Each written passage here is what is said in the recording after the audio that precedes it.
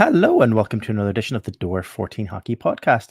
I'm your host Marty alongside John Hello. and Aaron. Hello. Hi, welcome back.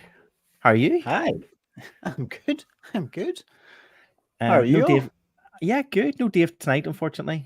He just messaged there about 20 minutes ago to say he couldn't join us. So hope he's get some sleep or whatever he was wanting to do. So yeah, fingers crossed. Yeah, all good here. No complaints. It's been 2 weeks of a lot of action in hockey, but also just a lot of stuff going on. But yeah, it's been good. John, how about you? How are you doing?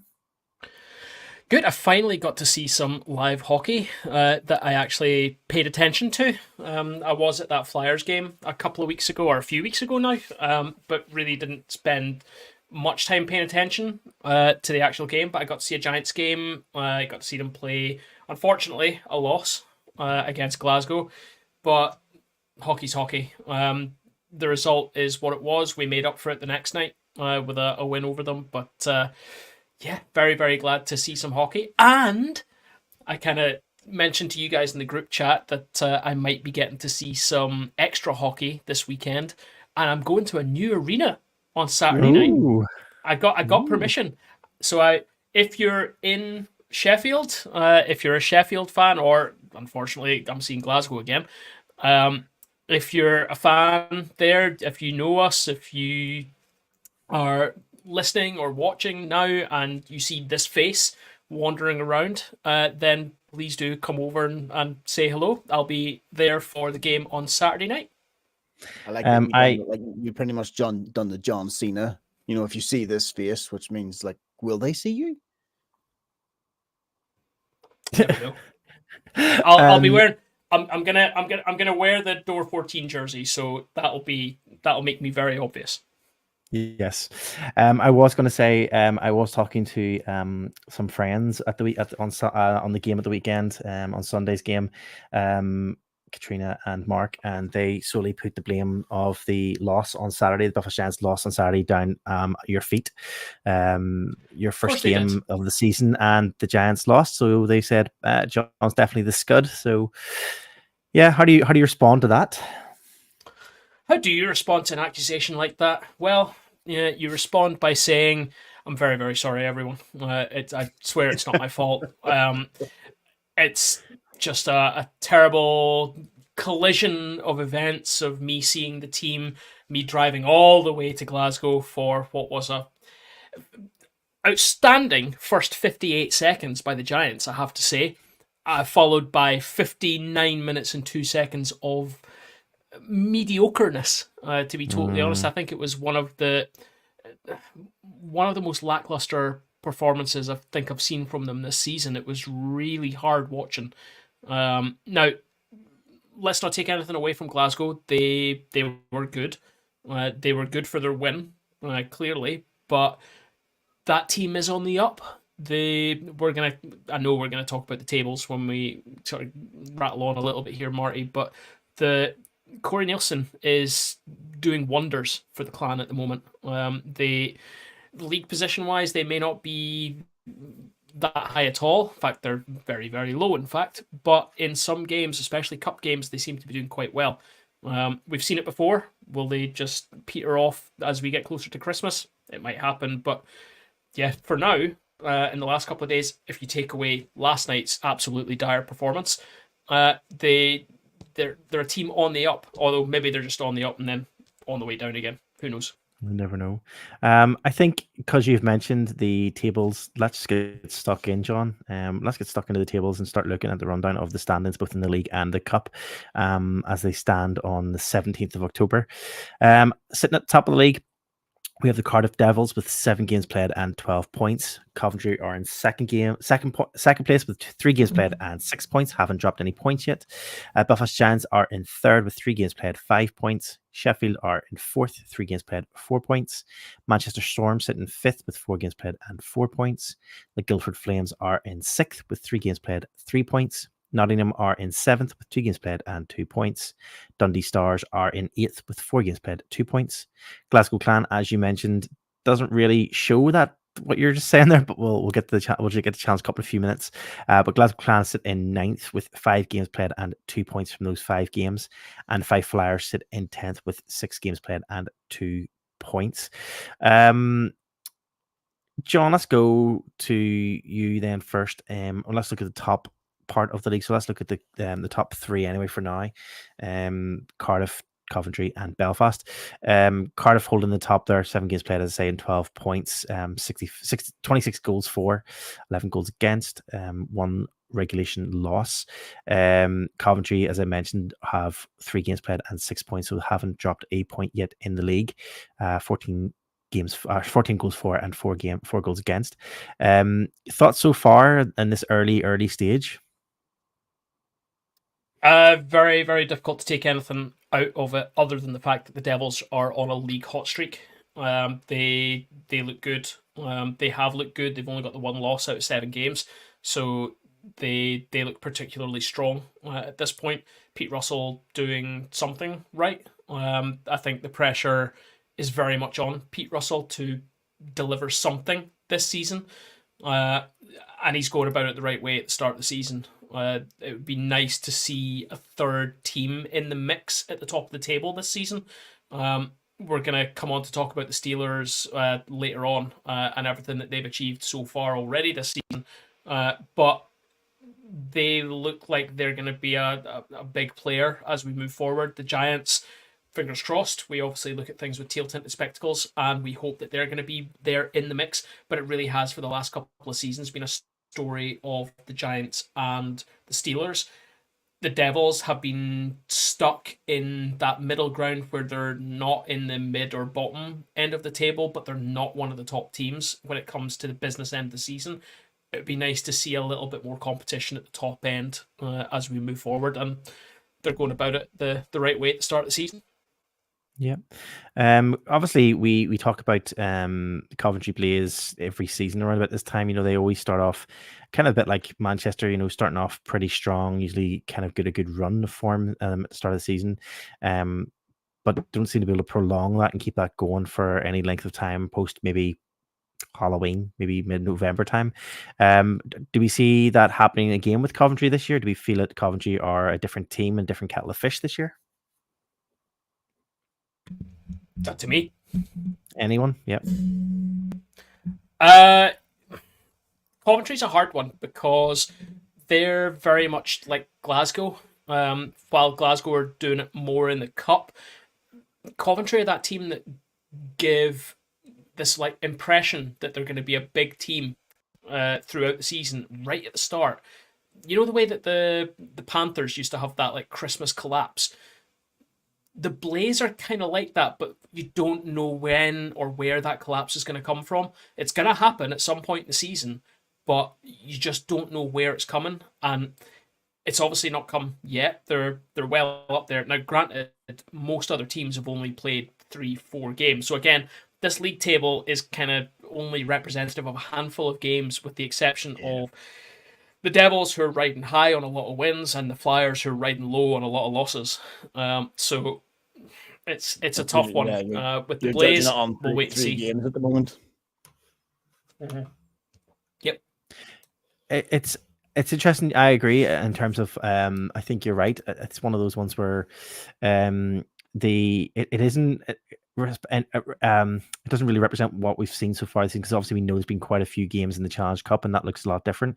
So I want to get to the Challenge Cup in a second, but obviously I want to just finish off, look at the league here for now. But I mean, obviously you've got those mid teams, and you say there's not a lot of games played. There are 3 games, 4 games, whatever that is. Not anyone playing 2 games in the league so far, with 2 points from those 2 games. I mean, we talk about early doors, and it is still early, because we know the Challenge Cup takes up so much time at the start of the season. But we'll start to see now that the Challenge Cup is starting to, this group stage of this Challenge Cup is starting to peter out a bit more. We'll start to see more and more points being added to this table. So hopefully by the time it comes to our next episode in 2 weeks' time, we'll see a few more points being added to the boards here and a few more games played in the league. Boys, any other comments on the league before we move on to the Challenge Cup? I guess it's kind of as you were saying, when you look at the Challenge Cup, and even John, you mentioned it there about the Sheffield Steelers. If you look at take a step back and look at what they're achieving elsewhere, there's plenty of movement to happen here. Yeah, the Steelers are 4th, but they're a proven entity at this stage, really. Outside of the EIHL with what they've achieved in the CHL. And John, as you were even saying, Nottingham Panthers, yeah, okay, they've only played 2 games currently in the league, but as we're about to go into the Challenge Cup, they're doing well here. Yep. Cool. Yeah, sorry. Okay.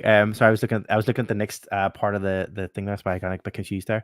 And that's a good point, Aaron. They are. And if we switch over, you mentioned about the Challenge Cup, and you mentioned obviously we're going to talk about Sheffield. Keep saying we're going to talk about it. We are going to talk about Sheffield in period 1, but you're talking about Challenge Cup. But let's have a quick look at the cup and just kind of see where things are going, because you can see here so many more games have been played in the Challenge Cup compared to the league. I mean, if we look at Group A alone, 8 games played for the Nottingham Panthers, sitting top there, 13 points with 8 games played.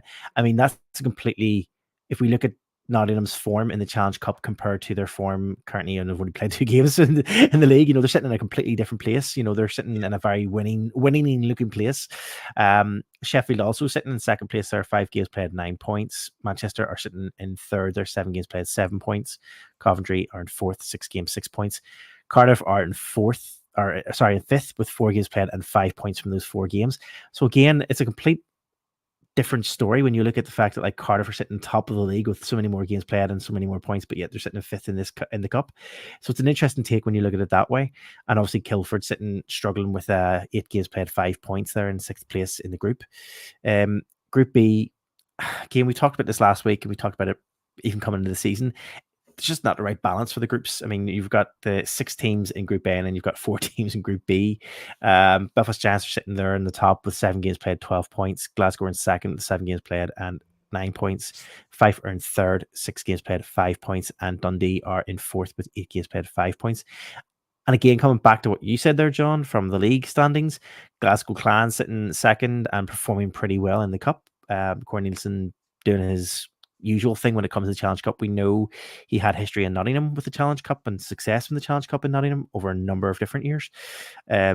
So again, we know this is kind of his cup that he likes to kind of aim and target towards. Let's get say something controversial here. Go ahead. Do you think that's a fair representation based on it's only playing against Belfast Giants and the other Scottish teams, and they're not playing the likes of the Devils and Panthers and Steelers, and they're doing well against the other, against the other Scottish teams in the Belfast Giants? I mean, that's a really good point. I mean, yeah, are they in this group? Are they the best of the Scottish teams, and therefore, is that why they're claiming those points? Potentially, yes. But then we can't forget that they did scalp the Giants at the weekend, and they took 2 points from the Giants at one of the games of the weekend. Now, I had a conversation with a friend of ours who sits kind of in around our section, door 14.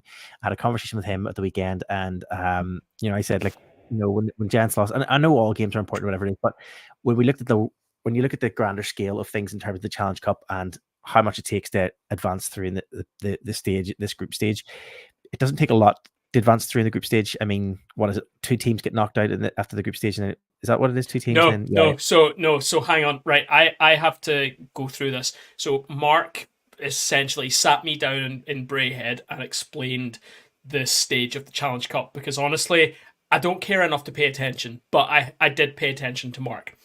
So I've been scratching my head about the way that these tables are presented on the Elite League website. So these are just lifted screenshots that I've got presented here from the Elite League. And I could not figure out for the life of me why Manchester and Glasgow had a box round them.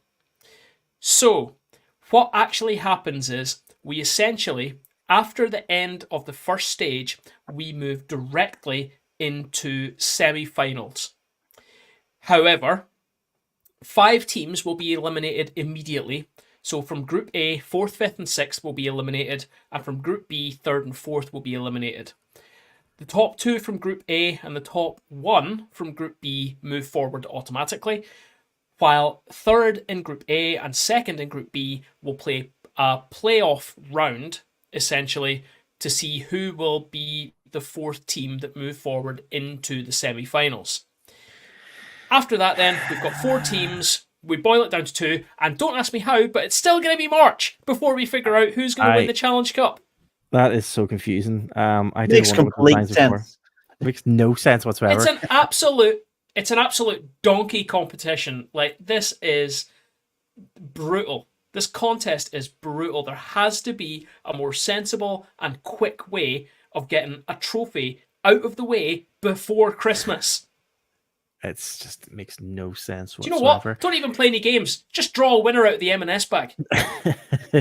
I suppose the question that I was going to ask just about the group stages at the moment. I mean, you've got Belfast, Glasgow, and Fife there. 7 games played, 12 points. 7 games, 9 points. We're looking at Belfast and Glasgow more now. What is it like in Group B? Is it?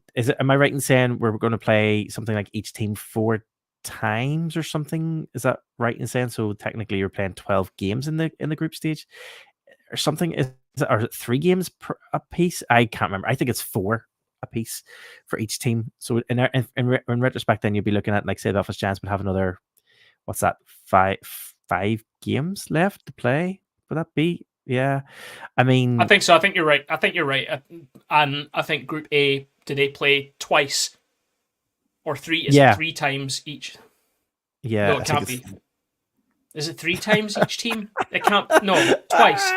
Do you know what? Who cares? Honestly, at this point, who cares? If anyone's in the chat and wants to confirm Challenge Cup format, like, we've been doing this now for 5-6 years. I still don't understand the Challenge Cup. I understand the Challenge Cup less than I understand the National League. You're really downplaying how long we've been doing the podcast. 5 years? Really? Something like that, isn't it? No, this is our 10th season. Well, I'll tell you what.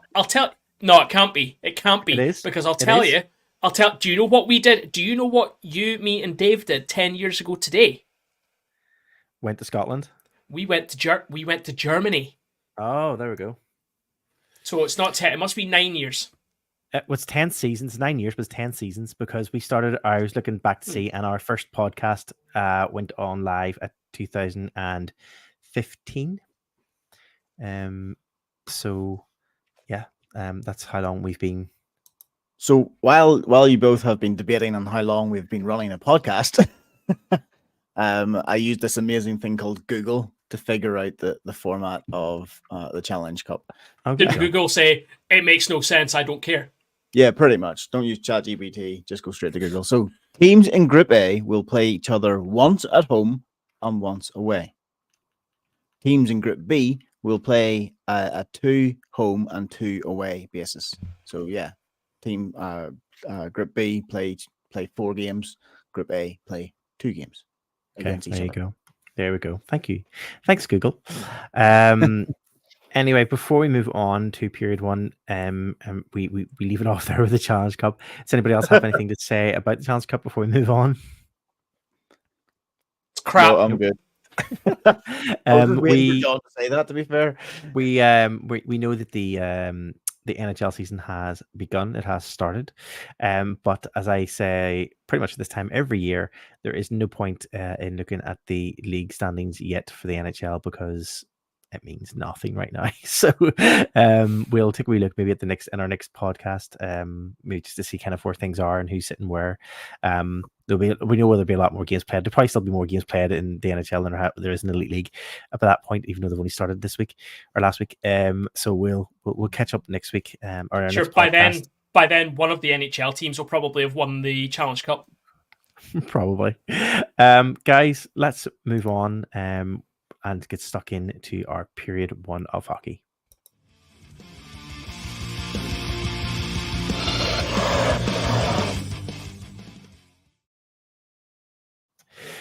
Okay, period 1 is a roundup of stories from around the UK. We have talked about it. We've alluded to it quite a bit in the intro part. So let's just start off with the Sheffield Steelers. John, I'll hand over to you. You can take it. Switch over to me. So yeah, Sheffield Steelers, they did it. The naysayers and everything else over the last few weeks, they did it. And effectively, they did it before they'd even finished playing yesterday. So they beat Dynamo Pardubice yesterday in a shootout. Effectively, didn't need it. The only thing that I'm really, really heartbroken about is until Pardubice equalised that game, it looked like, and I don't know if any of you guys caught this, but I've put it in the chat already today, so it's not really a shock or surprise.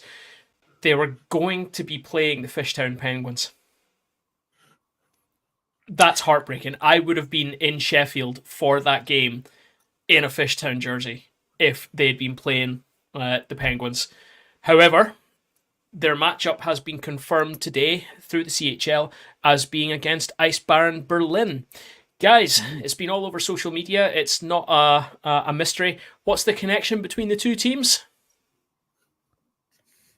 It's come on, it's a really obvious one. Kirk Yes, is Liam there, Kirk. isn't he? He's in Berlin. Yeah. Liam Kirk, formerly of potential for the Coyotes, a team that no longer exists, is playing this season for Ice Baron Berlin, and by all accounts will ice against his former team in the CHL. That's cool. That should be fairly tasty.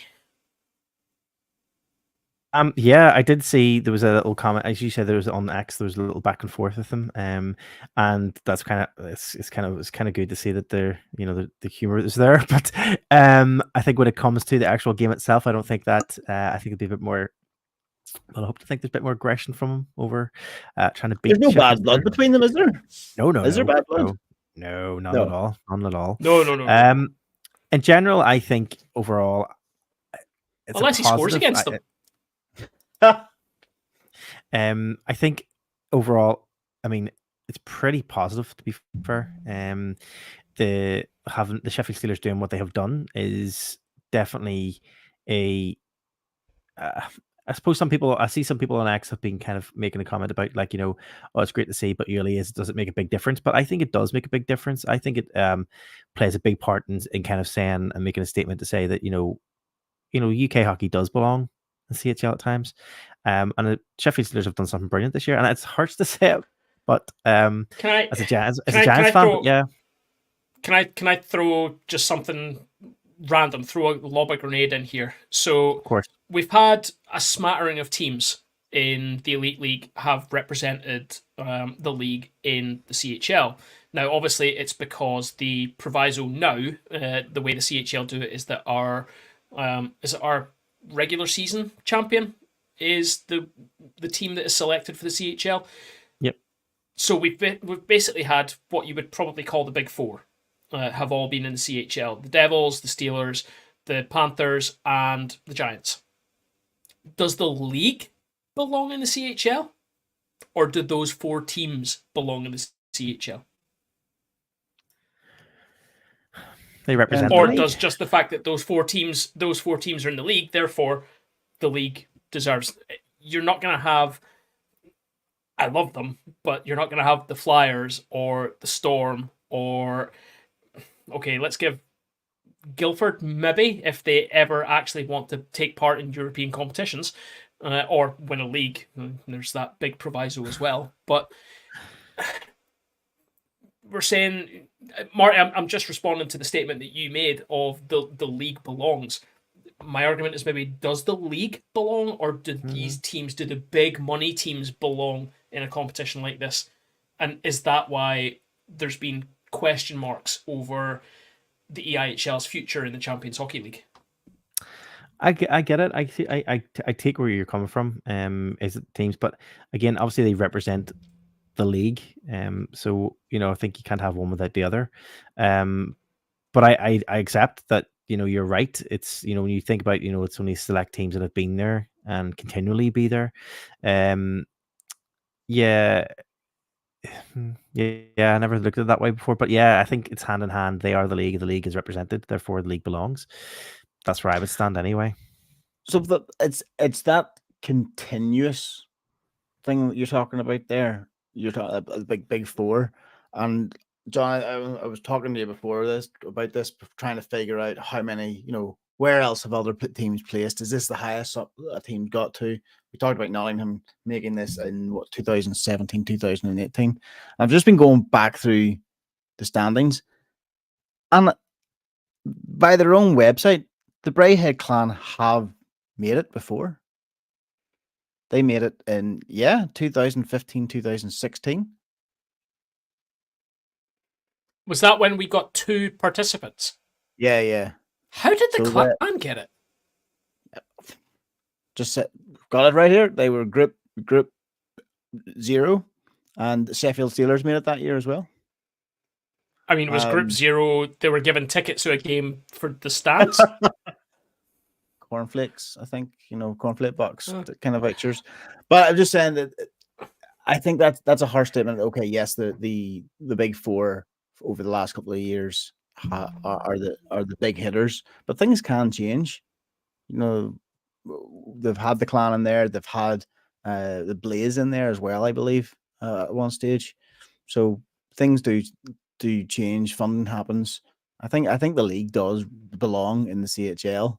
I think it's a harsh statement to say that it's just the top 4. Okay, I'll grant that. Can I ask one other question about this whole thing?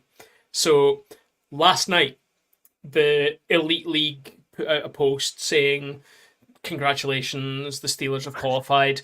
Multiple other teams across the league were pouring their hearts out. Now, the Nottingham Panthers post was quite tongue-in-cheek. It was well done on being the second Elite League team to reach this stage in the CHL, blah, blah, blah.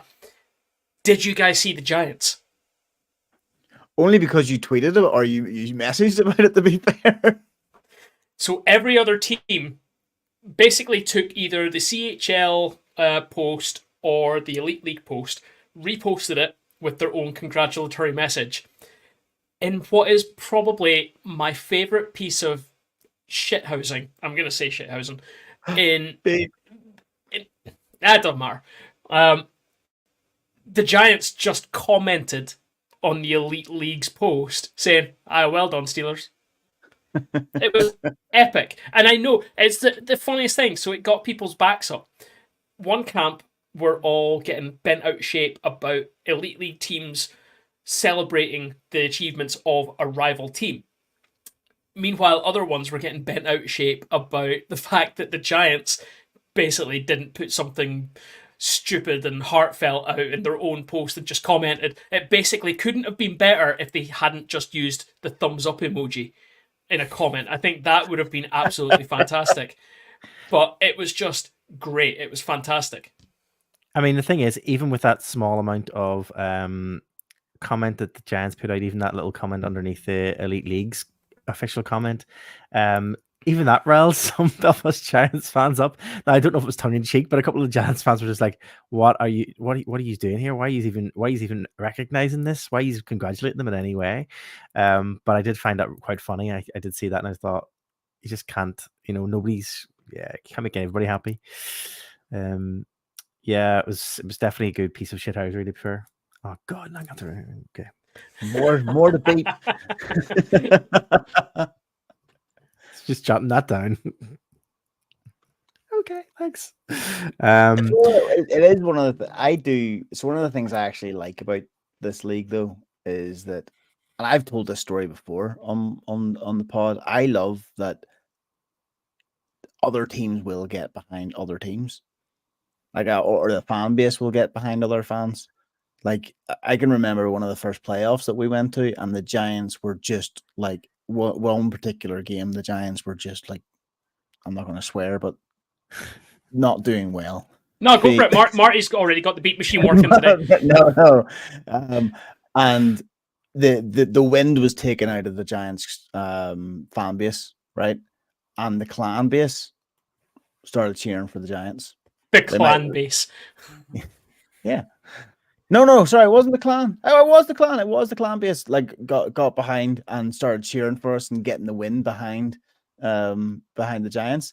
I loved that, and I've no matter what, I have a soft spot for the clan because of that. I don't think they were the clan back then, by the way, but anyway. No, they were the clan. They were Braehead. Yeah, they're Braehead. Yeah, they were just apparently in a very different geographical location. Yeah. But I like the fact that the teams will get behind other teams and celebrate them when needed. Like, yes, okay, a little bit of rivalry, or the rivalry's good, but I think it's hockey's for everyone, right? Yeah, yeah, indeed. Let's move on to the only other real story we have for period one. And this is just no, there's two. Sorry. Let's mention John. Let's go. Let's stick with yours. Let's talk about the Flyers. Adding a bit of firepower to their roster. And yet another international player that they've added in. Yeah, well, you kind of stolen the wind out from me on that one a little bit. So after all the debacle of the Flyers not icing a British or a homegrown player for the first time effectively in the franchise's history, they've decided to fix that problem by hiring another Canadian. So they've brought in 6'3" Canadian centerman Ryan Foss. He has some experience in Europe. Obviously, he's come through the American system, played in France, played in multiple other places. He's from Oakville, Ontario. So no doubt he is probably a Leafs fan, Marty. So he's probably, if we ever get to interview him, he'll probably want to talk to you and you can commiserate over being Leafs fans. It's had a mixed reaction, I think it's fair to say. The fan base are very much of the opinion that the problem in Fife is the lack of inclusion for the Brits and sort of what's happening with the progression path from the Kestrels, Kirkcaldy Ice Hockey Club right the way through. That's been a mainstay of the club. We covered it in the last podcast. There's no point recovering all of that again. But Fife are in the doldrums. They're really struggling in both the Cup and the league. The Cup, they're only being saved because Dundee are struggling worse. So something had to change, and here we go. Coolin is ringing in the changes with a new centerman. They are indeed. Not really much more to add to that, to be fair. If it's okay, we'll move on to our next story. The next story I just added in was just I suppose it's a throwback to a bit of a conversation we had, obviously, pre-season. As we know, coming into this Elite League season, the Elite League announced that there'd be a number of changes to the officiating of games. More so that they announced that a video review, almost like not the same as football video review, but video reviews can be used during the game to, I suppose, to decide on potential penalties that were maybe need to be called or not called, or wanted to be kind of a bit of clarity around whether or not it should be called on the night or not. Two have been mentioned though from week 5's games, and I just want to highlight both of these, and I want to get your thoughts on it first. So in week 5, the Elite League put out a statement to say, we wish to clarify 2 video review situations from week 5 games. The first one was a high sticking at 45 minutes and 15 seconds of the third period during the game between Glasgow Clan and Belfast Giants on Saturday, 12th of October. The game officials used the video review system to review a potential high stick before the Clan second goal. For clarity, this constitutes as a missed game stoppage and is not a reviewable play in the Elite League. High sticking the puck may only be reviewed when the puck has directly entered the net as a result of high stick. This review should not have been initiated by the game officials. The call on the ice was goal, as was the call after review. Second one then was goaltender interference from the game the next night, Belfast Giants versus the Glasgow Clan, Sunday the 13th. Game officials washed off a goal for the Belfast Giants for goaltender interference. The officials then opted to review this play and confirmed their on-ice decision. For clarity, goaltender interference may only be reviewed as part of a coach's challenge. The coach didn't challenge it in this case, and this review should not have been initiated by the game officials. So the question I had for you boys was this. By the Elite League putting out a very clear statement on inappropriate use of the reviews and the fact that the officials on the night got it wrong and they shouldn't have used the reviews for these 2 particular issues. Is this the Elite League saying the refs don't really know what they're doing? No, it's the Elite League saying we didn't spend enough time and we don't have enough. We don't think enough of our officials to make sure that they know what they're allowed to do with the new rules. So the Elite League, and listen, we've said before that the league doesn't own up to its mistakes. The league is owning up to these mistakes here. At the same time, they're throwing these particular officials under the bus a little bit. They haven't named them, but all you have to do is go and look at the game sheet to figure out what officials it is that you're talking about here. It's not difficult. Clearly, this is a league training and education problem, not an issue. I would say I'm not suggesting that these officials are to blame. Now, the only saving grace with this is that neither of the calls was changed. So the high stick was called a good goal, and they reviewed it and they said goal after review. No change in the call. The goaltender interference, same. They said no goal for goaltender interference and stuck with that call after the review.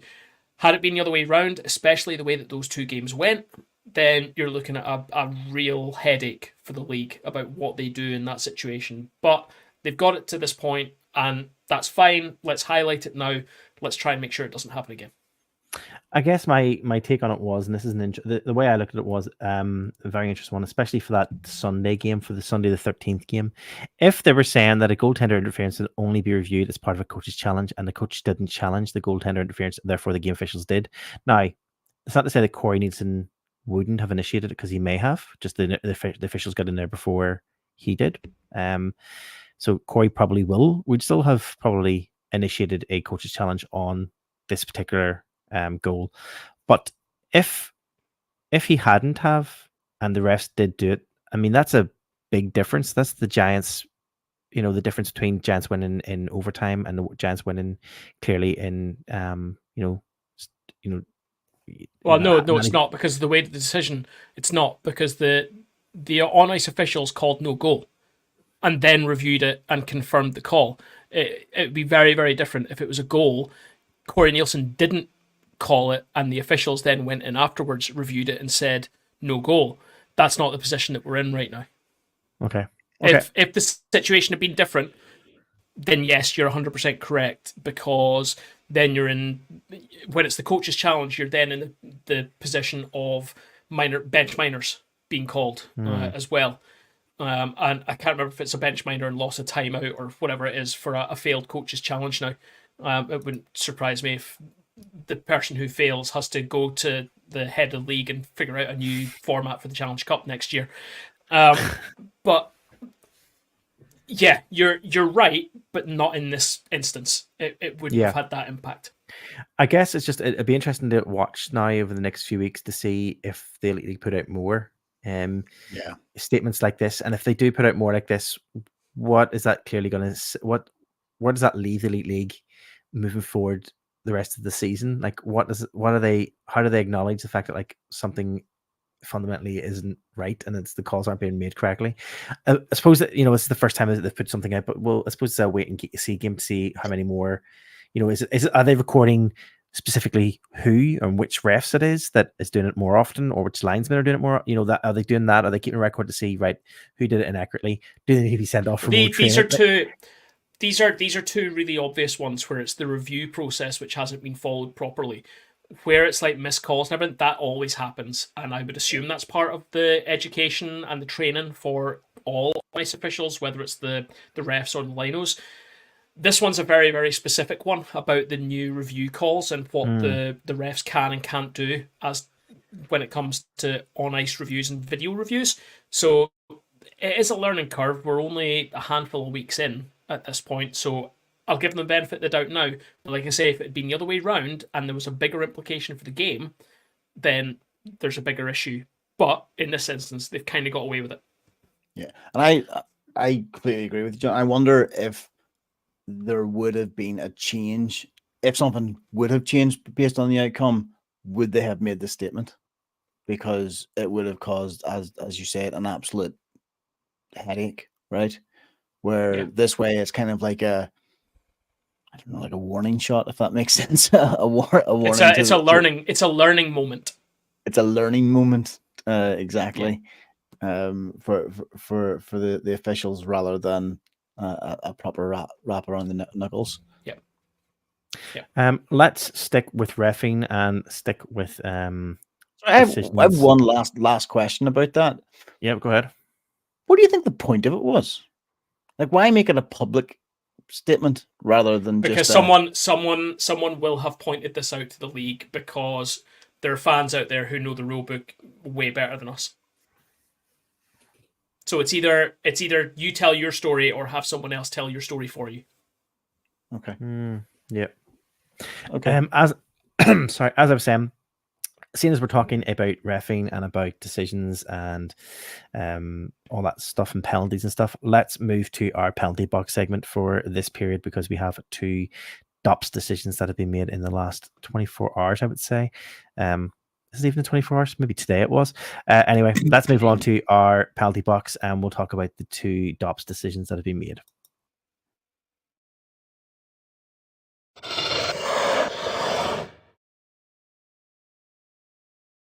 Okay, penalty box is just a roundup of those basically hits and fights and whatever else has resulted in either DOPS decisions or penalties of some description that are notable. 2 of note. The first one that DOPS has reviewed was last night's game, Wednesday night. Wednesday night. This is Thursday if we're recording Friday. If you're listening, yeah, you get it. On Wednesday night, Glasgow Clan forward Mitchell Hurd was assessed a 5-minute major penalty and a game misconduct for fighting. After a scrum ensued in front of the net, Clan number 13 Mitchell Hurd ties up with Blaze number 9 Jackson Creasy, where both become engaged in a fight. After the fight, Hurd then engages further with the next closest opposing player, which is Blaze number 6, who's already tied up with Clan's number 9 Tyson McLennan. While being restrained by the officials, Hurd delivers a sucker punch, who is to Kukil John 9 Kukali, who is an unsuspecting and unwilling combatant. It is important to note that the time and score of the game, the act is not done in the heat of the game, but is rather an intentional decision by a player who has lost control. Therefore, to summarize, he has received a dangerous puncher, a sucker punch, unsuspecting and unwilling combatant, and Mitchell Hurd is now considered a repeat offender, which has resulted in a 2-game suspension and a fine. One thing I will say is at least the DOPS are being consistent, and they have given a 2-game suspension, which is the same as the last sucker punch, which happened in our last podcast we talked about. So therefore, at least there's a bit of consistency there. Again, unknown fine. We'll never know. The second one, we can talk about both of them whenever I've done the second one. Second one is Campini. John, would that be right? Campini? Close enough. Yeah, okay. Campini suspended for 3 games. This is from the Sunday night game, Coventry and Steelers game. Steelers forward number 12 made an illegal cross-check on Blaze defenseman Jacob Stridberg after taking a hit behind the net, which could be deemed as a minor penalty. Daniel embellishes the contact in an attempt to draw a penalty. Gambini then takes matters into his own hands and delivers not 1 but 2 cross checks to Coventry's Jacob Stridberg, the first of the lower back and the second to the back of the head neck area. This is cross checking. Basically, there's video there showing. John is showing our video at the moment. We'll come back to that in a second. Basically, sufficient opportunity to engage in a different manner or deliver a second cross check to the body instead, fully in control of the game at all times. Gambini then chose to deliver a second cross check to the head and neck area, approaching from behind and delivering full force strikes to an opponent's head/neck area. In short, this is not a hockey play. This is an intentional and forceful strike to an opponent's head using his stick as a weapon to take retribution. To summarize, it is cross-checking, intentional and forceful strike to an opponent's head neck area. Effective immediately, he is fined and suspended for 3 games. Boys, from watching the video, 3 games worth it? Do you think it's definitely in a 3-game offense? I think it's the second. I think it's spot on. Hit. Yeah, the second hit to the back of the head definitely cements that. Right, it's right at the base of the neck. That's a dangerous hit. Yeah. I think again, hits to the head are just not it anymore. So for something like this, the guy's not expecting it. He can't be doing that. So I think 3 games set a precedent. We're never going to see an exact replica of this incident, or at least I hope not. So again, like you say, Marty, with the previous incident, it's all about consistency, and do DOPS remain consistent throughout? And that's what we hope they do. Yep. Anything for any more for anything? Anyone for any more before we move on? Just on Glasgow's Hurd, liability player. He 100%. was in a lot of nonsense against the Giants across the weekend. He's going to come unstuck. He's going to do something really stupid in Glasgow, and I think the Clan are going to potentially regret having him on the roster. He's showing that he has that animal in him to do something quite silly. So let's wait and see kind of what he does through the rest of the season now that he's classified as a repeat offender. Yeah, as you mentioned, he was booted from the game in Belfast on Sunday night for just being an ass, really. And he's booted out of the game. I think at the end of the day it was kind of unsportsmanlike, but I think he was squared up to the wrestling lines at the time. But yeah, even his reaction and his kind of just crowd during the crowd and stuff as he was skating off, and the crowd obviously were giving it the stacks from stuff. But yeah, I think you're right. I think he's definitely one of those loose cannons to watch kind of come the rest of the season. So it'll be interesting to see if he does make that list again come towards mid-season or the end of the season. I think that's it. Yep, the only 2 penalties for the penalty box segment. So boys, let's get moved on and we'll get stuck into our period 2 of hockey.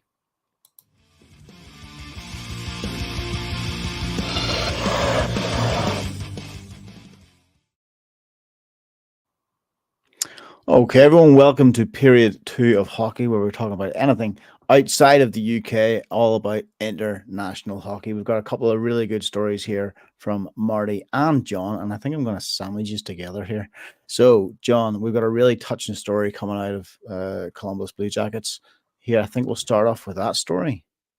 Yeah, so obviously we've spoken about the tragic loss of Johnny Gaudreau and his brother in an accident before their sister's wedding this weekend past. Columbus played their first home regular season game, and in a number of fitting tributes, they raised Johnny's number 13 to the rafters in their arena. As well as, and I thought this was an incredible moment. I don't have the video to put up, but they left the left wing open for Johnny on the first play back at home, and for the first 13 seconds, the puck was left at the left wing, essentially for Johnny to play, and that was an incredible sort of 13 seconds in that game. Absolutely astonishing scenes in Columbus for that, and more than worthy of a mention here on this little podcast. Yeah, so a really beautiful way of doing it, and I like that. As you say, John, it was about including him in the game, not just about standing in silence, but including him in the game and respecting him for that 13 seconds. I did watch the video, and as you say, and the whole crowd is full of emotions. Yeah, massively. A nice tribute. Definitely first time I've ever seen a tribute like that. But again, this is probably like maybe the first time we've been experiencing this type of loss, I guess, in this way. We've obviously had loss in other ways in different leagues, but I guess it's massive, and it's really hit home for all of those teams in the NHL, especially for Columbus. And I think this is the perfect way to do it. Mr. Hockey, as he was called, and yeah, I think it's the right way to do it. Okay, we'll move on to the next story then. After that touching story, Marty, you have a really strong story about an assistant coach. Yeah, so we talked about the importance of obviously the Seattle Kraken in July time. We back in the podcast during one of our off-season episodes, we talked about hiring and stuff and movement and stuff, and we talked about coaching and whatever else, both within the league and within the NHL, because we knew there was some significant changes in the NHL as well, with things like Sheldon Keefe and stuff moving on from the Leafs and everything else. But one of the stories that made the headlines back then in July time when we done the podcast was that the announcement that the Kraken had hired Jessica Campbell as the first full-time female assistant coach in NHL history. Well, this past week, seen Jessica take to the ice and stand behind the roster on the bench for the season opener against St. Louis Blues. So that was the first time. So officially, this past week, the 32-year-old female first female full-time assistant coach made her debut on the bench, and it was definitely a thing to see. There was a lot of good responses. I seen a lot of clapping. I seen a lot of good response from the crowds, and I think just generally a really positive feel and a positive attitude on even the social medias as well. The NHL led with this story, and the positive affirmations and the positive stories and the positive comments underneath from pretty much from all sides, not just from all genders, was very, very positive, which is good to see, because sometimes we kind of see some of these and you kind of think sometimes we get a bit of, inappropriate comments made, but no, in this case, it was a monumental magnitudinal ripple, I suppose, that this has made in NHL, and I think it's the start of something big. And I like to think that this is the start of something big, and it's something we'll see more of as the NHL starts to grow, or starts to kind of, in the next number of years, we'll see more and more, so that this isn't just a one-off story, that this is something that's now a continual change and something we'll see more of, and it's not just something that's unusual to see. It's something that's going to be more regular, and something that's we're not even going to bat an eyelid over in the future. It's just something that just happens. Boys, what's your thoughts? Did you see you're this? 100% right, Marty. You're right. It's the skill. It's not the gender. It's the skill. So it doesn't matter who you are. If you've got the skill to coach a team, then it doesn't matter if it's a men's team, women's team, Olympic team. Doesn't matter. Go and coach the team. Go and play the game. Go and coach the game. So that's what we want to see. Yep. 100%. And as you said, Marty, we've had more and more of these stories come through every single season. So it's got, hopefully, as you say, it gets to the point where we're like, this is awesome. That's not real. It's not really a story anymore. That it's just a regular occurrence. So absolutely love it. Keep it coming. Yep, 100%. Cool. And I think we've got one last story for the season. I can't believe Dave missed this podcast for this particular story. What's going on? Yep. John, over to you. And listen, I'm not going to talk about it for very long because Dave's not here, so he doesn't get the airtime. And the Minnesota Wild will we just say some goalie scored some goal and then move on? Absolutely, yeah. Unless you've been sleeping under a rock, you'll know that we had another goalie goal in the NHL. Philip Gustafsson got a goalie goal towards the end of this weekend's Minnesota Wild game. It's a cracker. He gave a fantastic interview afterwards where he said in practices, like, goalies are starting to look at this now. And he thought, if I get the puck, if I get the space, if I get the time, I'm going to have a crack at it. He lobbed it right down the ice and got it. It was beautiful. One of my favourite parts that's come out, and I only saw it today actually, was the TNT Sports guys. So Paul Bissonnette is one of those guys, but they've got Henrik Lundqvist is on that commentary team now, and they have a studio set up, like, so they've got a net and all the rest of it in there. So they were trying as far away as they could get him. They had Hank away from the net, and we're basically saying, how hard is this for a goalie to do it? So he lobbed the puck in the studio, but they have one of those enormous TV walls, which is made up of all those individual panels. He destroys one of the panels. He misses the goal completely, overshoots it massively, and absolutely annihilates one of those LCD or LED panels behind the goal. It's absolutely brilliant. But yeah, goalie goals, we're here for them. But it's the Wild, and Dave's not here, so let's forget all about it. It didn't happen. I was going to make one comment about this, though, is that I did see you on X interacting, I think, with, who was it? Chasing. It was either chasing the puck. Yes. Yeah, I think it was chasing the puck. It was chasing the puck. And you said, because your comment was, I'll never stop saying shoot, goalie shoot, or whatever I think was your comment you wrote. Yep. And then obviously then this is a goalie goal then the night after. So did you know something was coming? Did you know there's goalie goal going to happen somewhere? But I completely agree with you. Always. I some people really hate it. Some people are just like, stop doing it. But I love the goalie shoot thing. I love, like, I'm all for it every single time. We back in the day, I think me and Dave put Lyle off because Stevie Lyle for the Belfast Giants used to sometimes look like he was going to attempt it. There was a couple of times where he came out of the net and he came forward with the puck and he looked like he was going to do it. And me and Dave used to, like, where we sit and stuff, we used to always just like shoot, like constantly, like everybody did it. But we do know that one night we did it, and we do know that Lyle kind of well, we put him off twice, and then we did bump into him in the bar in Rockies when Rockies still existed, and he did come over to the table and he just said, "Could you please stop?" I was like, "Oops, sorry." But yeah, no. So yeah, I'm all for it. I love the goalie shoot thing. I'm a big fan of it. So keep it going. Awesome. Always. If it ever pressures a goalie into scoring a goal, I'm here for it. Let's do it. Let's keep it going. That's us for period 2. I think we'll move on. There's no extra penalty boxes or anything like that here, so we'll move on to penalty or period 3. Yep, period 3 it is.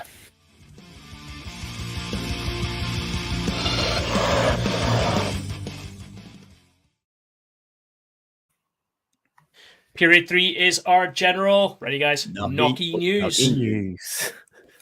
You put us off by saying Knocky news is pause all about.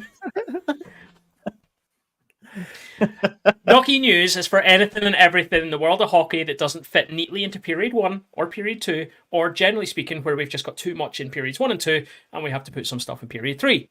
Now, guys, we're going to start very, very differently for Knocky news this week around, because we have someone in the green room who has been very, very patient in letting us prattle on through periods 1 and 2, and I'm very honoured to welcome on for her first appearance on Door 14 Hockey, Amy McLean. Hi guys. Hey, Amy. Hello. How are you? I'm not too bad. How are you guys? Good. I am trying to figure out why you've not come up on the screen.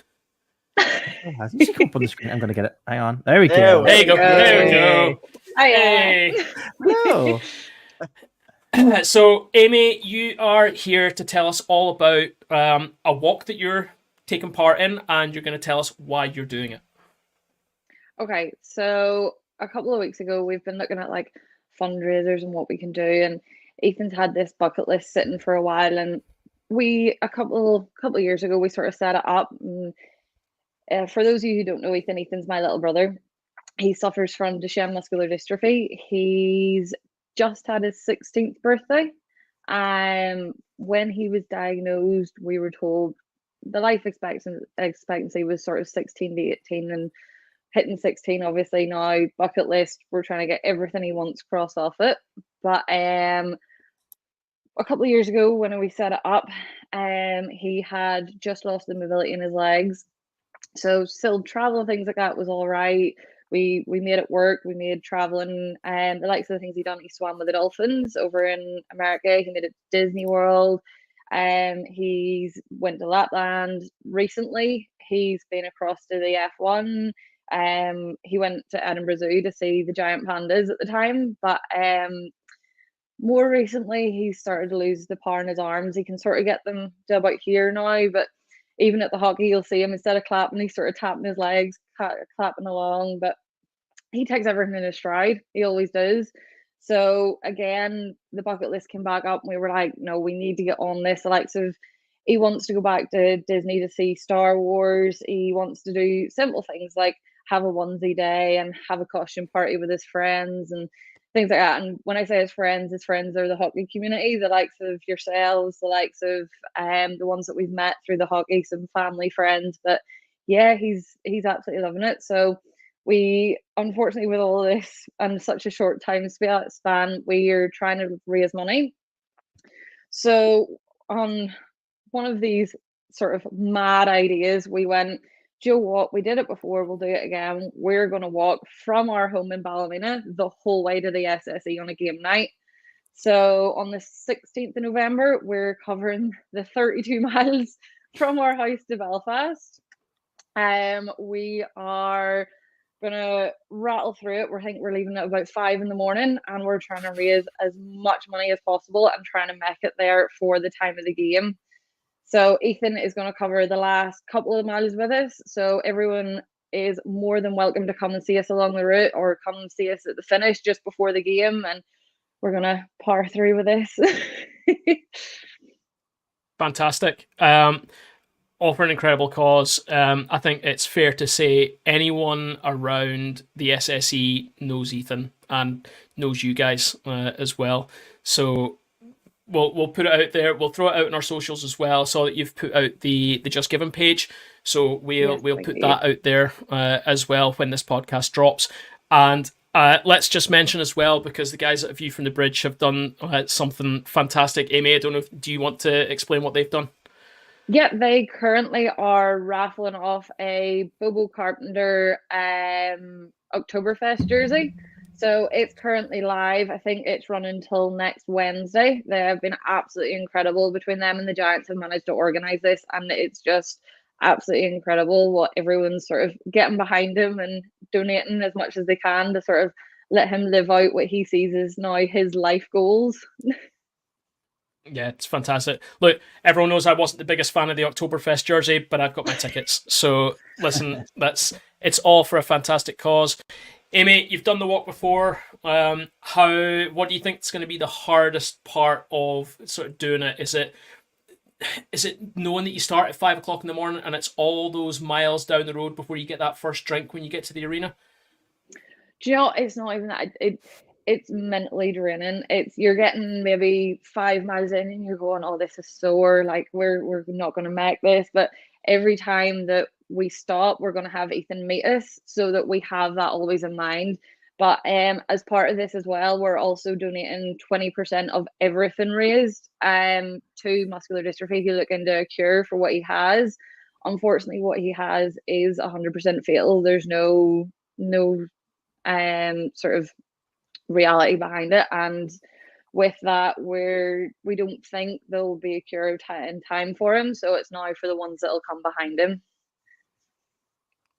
That's incredible. I have to put my hat out these, in terms of like the task you're doing.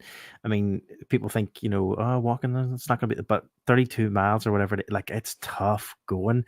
I mean, it's good luck days, and I hope, fingers crossed, that the weather is also good for you someday, because to be fair, I am a fair weather walker. I'm not gonna lie. If it looks like if there's a tiny bit of drizzle outside, even with the dog, when I take the dog out at nighttime down for her walk, my dog is a fair weather walker too. So both of us are like, right, it's raining. How quickly can we get it out, do our walk, and get back? So hopefully, fingers crossed for you, the weather stays good, because that's an even bigger challenge. I don't know the last time you did it. Was the weather good? No, the last time you did it? The last time we did it, it was sort of just coming into summer, so like the weather was all right. It was quite warm, whereas now we're going, is it going to be frozen on the morning? Is it going to be horrible? But like, as you say, like a standard marathon's 26.2 miles. We're going above and beyond that. Oh yeah, yep. You're doing effectively an ultra. Yep. Yeah. Amy, I'm going to steal one of John's 14 with 14 questions, because of course we want people to donate and help out that way. But on the day itself, let's say they see you on the streets walking around, what is your coffee order to keep the energy going? Ooh, believe it or not, I'm not a coffee drinker. Oh, I have there's multiple coffee shops on the route, so I will be trying to find the best hot chocolate on the way. hot chocolate all the way. Then marshmallows, no marshmallows. No marshmallows, but plenty of cream. There we go. Oh, there you go. Well, there you go. Anybody who sees you on the road, get your hands in your pocket, at least get them a coffee or a hot chocolate in Amy's case. Thank you, guys. That's right. Thank you, Amy. For the 16th November, have a fantastic day. Hope, like Marty says, hopefully the weather's good for you, and I hope the reception at the SSE is massive for you when you arrive. But thanks for coming on and spreading the message. Thank you so much for having me, and thank you for putting the link out and getting people aware of what we're doing. No problem. All right. Thanks for stopping by, Amy. Thanks. Bye. Bye. Thank you very much to Amy for coming on and joining us. Guys, we know Ethan. We know him really well. We've known him. I think I've known him as long as I've been going to the Giants. I think he's actually a longer Giants fan than I am. And so are the family. His mum and dad are fantastic. His sister Amy is obviously fantastic as well.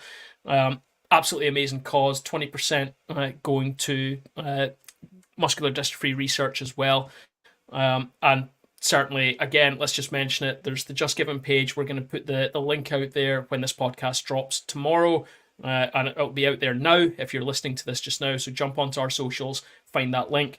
And as well as that, there's the raffle that A View from the Bridge are doing for the Bobo Carpenter Oktoberfest jersey. Get your tickets for that. you're in with a shout of an okay jersey, but it's all for a good cause. So get in on that. Guys, period 3, we talk about jerseys. So let's carry on in form and let's look at some jerseys. Now, I am going to start with one which has already been worn, but we missed on sort of doing the drop before because they only dropped after the last episode. Nottingham Panthers had a superhero night this past weekend, and here is their superhero night jersey. Thoughts, guys? Marty, come to you first. Yeah. It kind of does remind me a bit actually of the Kelman play at the Kelman Todd Kelman's testimonial game. It kind of reminds me of that jersey. Obviously they're going for a Superman theme there with the N. I don't think it really hits the way it's meant to. I don't know. I don't really get. Do you know what they were going for? Was it Superman? Was it Batman? Or was it Black Panther? I think it's like Black Suit Superman. It's Black Suit Superman. Interesting. That's what they've gone for there. I'm not entirely sure. I know that the numbers are probably mean something, but I don't understand the waistband numbers. The like 5, 10, 11, 22. It's probably one of those things that we absolutely should have researched beforehand. But but welcome to Door 14, where we research nothing and talk about it like we're experts. Yeah, I just think we've seen superhero nights before, and they've hit really well, and they look great, and you can tell straight away. It's like, yeah, I see what they're going for there. If someone had said to me, if you hadn't put our superhero jerseys, if I didn't say it clearly there, I would kind of hazard a guess that was what they were trying with the N thing. But again, I don't think it would be very clear straight away that's what they're trying to go for their theme. It's a bit like Glasgow's lazy approach to their jerseys last year, and it sounds harsh, Panthers, but it just doesn't hit right for me. It's a bit like, actually, can I come back to just something that's on Ethan's bucket list? Because I was looking through his list there last week whenever Amy put it up, and one of the things, it's a really simple one that's on his list, and I think it's something that could easily be done at any point this year from the Belfast Giants, since the Belfast Giants like a nice themed jersey. But on Ethan's bucket list, and we know how much of a massive fan Ethan is of Marvel, and particularly of a certain Captain America, and I just think that, yeah, okay, maybe there's a bit of a branding thing, and there's maybe you kind of have to be a bit like, you have to kind of like step around it a bit unless you get some proper written confirmation from Marvel or whatever it is to say you can use their likeness for whatever it is, and I get it, but I just think that's something that I would like to see the Giants try and tackle, because we know what the Giants are like. You don't like the October 1st jerseys, that's fine, but we know the Giants haven't, like, they haven't been shy about at least trying something with jerseys in the past, and I think that if the Giants were to go for a superhero theme this year at some point for Ethan, which I hope maybe it's something they could do and help it with the bucket list, I would like to see what they could come up with, because I think they could probably maybe do something a bit stronger than this. But again, that's a challenge I'm putting out there for the Belfast Giants to maybe pick up and think about. There's people who obviously listen to the podcast who maybe are a bit more in the know and who have a bit more say within the Giants. So guys, if you're listening, which you probably are, try and see if we can get something for Ethan for that, because that's another thing we could take off his bucket list quite easily. Yep, definitely. I asked ChatGPT. Hold on. I asked ChatGPT, not Google, about the numbers to see what it would come up with, and what the answers that it's given kind of makes sense with the theme of superheroes and what it's come up with. And Nottingham Panthers fans can keep us right here. They're saying that the numbers correspond to some of their Hall of Fame players. So number 5, Dave Clark. Number 10, Doug McGowan. Number 11, Chris Stewart. And number 22, Neil Martin. Could be. Well done. Could be. Or, ChatGPT all the way. Could be. You never know. Someone could correct us. Yeah, we'll find out. Maybe I'll go. Maybe if I could be bothered, I'll go and have a look. Guys, let's move on with the jerseys then, and let's start. We are in now the process of gearing up for Halloween. So let's start having a look at some of the Halloween jerseys that are being released. Let's start, as nobody ever wants to, with the Glasgow Clan. Guys, they have very, very clearly gone with a Beetlejuice theme. So their warm-ups have actual Beetlejuice on, and the game jersey, it's a referee jersey. How will they know who's the Glasgow ref Clan and badge. who's the player? Yeah, Right. that's a good question. Like, did the Glasgow Clan approach the league and say, "Look, this is what we're planning because we're going Beetlejuice theme. This is what we're planning. This is what our jersey looks like. Is it going to be a complication when it comes to the refs on the night?" Oh my, yeah, like it looks exactly like a ref. You're gonna get so confused. Tongue in cheek. Of course, it's the purple that will make the difference. Apparently. I think this is a fail. I've yet to see a Clan special jersey this season in particular, as well as many other seasons, that really hits the mark. This misses so bad for me. It's on point, right? Beetlejuice has just come out as a film, so or a remake or whatever it is at the moment. So I guess it's trying to ride on the tailcoats of that. Sorry, guys, I'm giggling at Anthony. The irony of a Clan Beetlejuice jersey is they don't even turn up, even if you say their name 3 times. See, this is what happens when he's so ill he can't do his What's Current stream and he has to do it on Friday instead. We get the gold here on Thursday night. Guys, let's move on from the Clan Halloween jersey and let's put that way back behind us and let's have a look at the Fife Flyers. This is their jersey this year for Halloween. Now, we've already had a bit of a chat about this one in our group chat. Marty, do you want to kick us off? Because you're not a fan of the shoulders. To be honest, as I kind of said in our group chat whenever you threw this up, like it looks clean, looks nice, shoulder down. I like the little ghosting of like the little Halloween like pumpkins or the ghosts of the witches or whatever it is in the little black parts and the bats and stuff. I really like it. It's nice. It's a Halloween theme and it's nice and I like kind of that idea. But I don't know, the shoulders just took away from me. I just thought it was too much. I don't know. There's just something about very it. conflicting. Yeah. Like it's are the icons cutesy like for Halloween, and then all of a sudden it's green slime. Yeah, I just the green slime thing just doesn't work for me anyway. I think if this jersey had been if it had been the jersey with it, the green slime and just a continued pattern, with the green numbers, green Fife badge and whatever, I think it would have been a winner again for Fife. But I think this is the first time where I've kind of went, oh, I don't know. Maybe I'm just expecting more. I was expecting more from Fife just because they've had such just great jerseys after great jerseys, a good run of the last number they've had. I'm just disappointed with this one. I don't like the shoulders, but again, that's me. I know you like it, John. So yeah, pass it on to you. I'm a fan, and my thing this year is we're obviously coming up to the anniversary, the tragic passing away of Adam Johnson, and there's been a lot of chat about what the Halloween jerseys should, or more specifically, should not have on them from the teams across the league this season. The teams are obviously listening to that because we haven't seen what fans did not want to see yet on these jerseys. So yes, the teams and the design teams behind these jerseys this year they're having to respect that, as they should. And I still think, now we've still got 8 teams to release their Halloween jerseys. I doubt the Clans will be the worst. I bet there will be some howlers as we go through.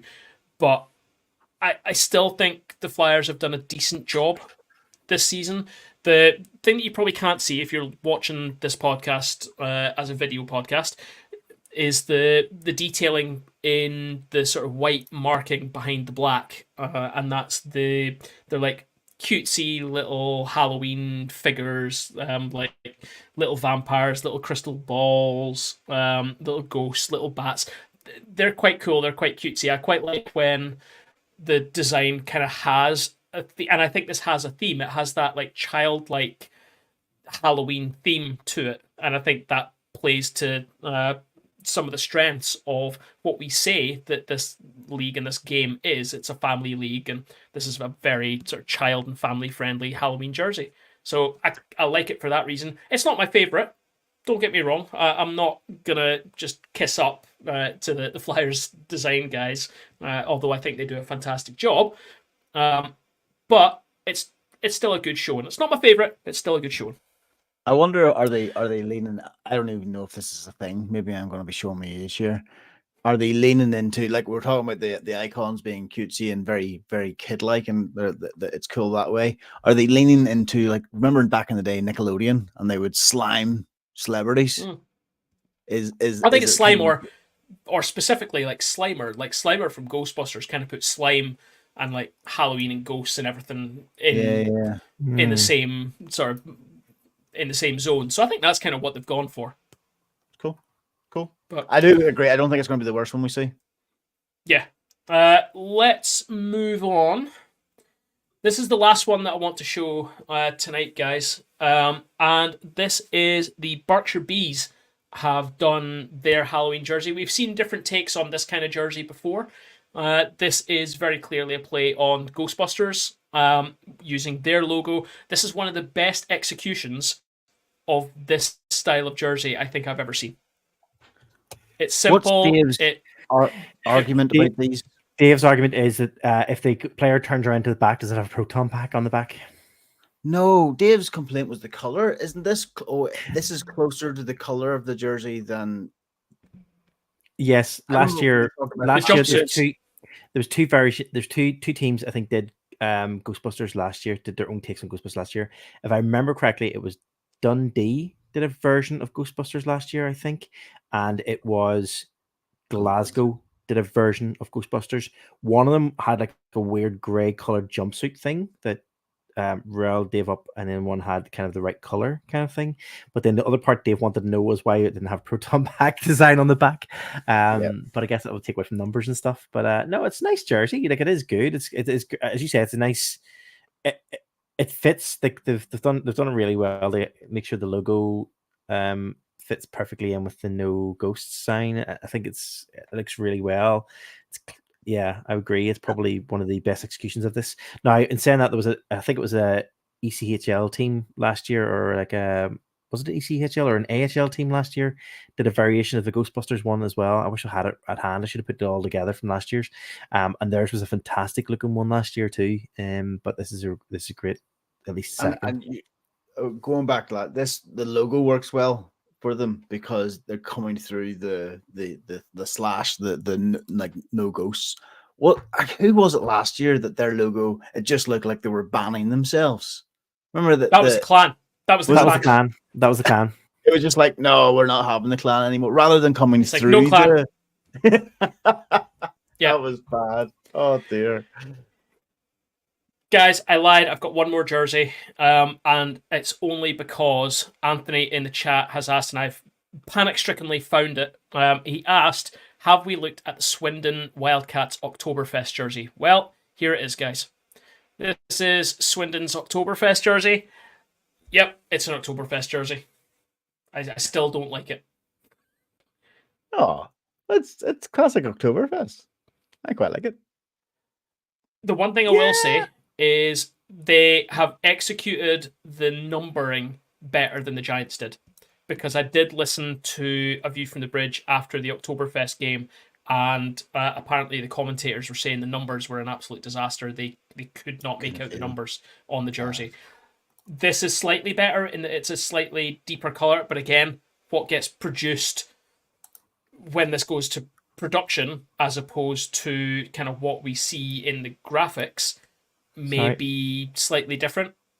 So it would be good to see kind of what it actually looks like when it's printed and its actual physical form, because I think people tend to forget that the number on the back is still quite important with all these. But again, when we talked about the last jersey, about the execution of the logo and being part of the overall design, this does this quite well with the sort of leather looking Wildcat logo in the middle of the lederhosen. So I guess it does the job really well, but it's an Oktoberfest jersey. They're just never going to be my favorite, really. Yeah, I mean, I like it, but I like the Oktoberfest jerseys. But I think they've done well with this. I like the checkered blue. Definitely like the checkered blue. I think it's classic. And yeah, I like it. But we know we have differences, John. We know you are a big fan of. You're not a big fan. I am. So that's fine. I find the Glasgow Ghostbusters jersey. I'm trying to see if I can figure out a way of showing it without having. Let me see if I can figure it out. Let me see. Let's see if this works. Let's see. There we go. Does that work? Yep, there you go. So that's the one from last year. That's the Glasgow Clans one from last year, as you say. Aaron, you got it completely right. You well remembered. It looks like they're banning themselves. Yeah. And this was Dave's main issue, was that kind of the good execution and an idea of what it's supposed to look like, but he didn't like the color. He kind of felt like the color didn't actually stand. It didn't actually make sense. Something to do with Ghostbusters not wearing grey or something, or I can't remember what it was. No, they don't. They never wear grey. They wear navy, or they wear that like khaki. I don't think they've worn a grey jumpsuit ever. And it's like, what is it called when people are convinced of something? Is it Mandela effect? Yep. That people are convinced. So culturally, people are convinced that the Ghostbusters wore grey, but they actually never did. There you go. See, the more you know. The more you know. The more you know. Marty, that is us for period 3. We have nothing else there. Nope, we don't. That is us for the whole entire podcast as well. Not just period 3. We have nothing else to add for this week. That's just finishing off. Well, let's just finish off our episode as we always do. Thank you very much for everyone for watching today live or listening to our podcast. We really do appreciate it. We always do. If you want to listen to this if you want to listen to the podcast version of this, or if you want to listen to any other podcast, if it's the first time you've listened to our podcast, you can check out our website at door14hockey.com. All the podcasts are up there. You can check out our SoundCloud as well. It's there. All the episodes are back dated there. I think the last 50 anyway are on SoundCloud. As usual, you can get in touch with us on all of the social media providers of choice, all the social media channels, TikTok, Facebook, Instagram, X, Carrier Pigeon, whatever. At Door 14 Hockey. Don't forget to send us your stories, ask us questions, just get involved. We like to hear from you all, and we do enjoy that, so please do get involved. Check out the video version of this podcast if you are listening to the traditional version. We do have that on our website, our YouTube channel at Door 14 Hockey as well. And also don't forget, if you haven't done so already, to subscribe, like, share, leave reviews, 5-star, whatever it is, on your podcast providers of choice. I think that covers everything. I think, yes, hopefully. Thank you, Amy, for coming on as well and spreading the news about the walk, the fundraiser, and as well as the AVFTB raffle for that Oktoberfest jersey as well. Yes, thank you very much, Amy. That's it for this week. All that's left for me to say is signing off for this week. I'm Marty. I'm John. I'm Aaron. Have a great week.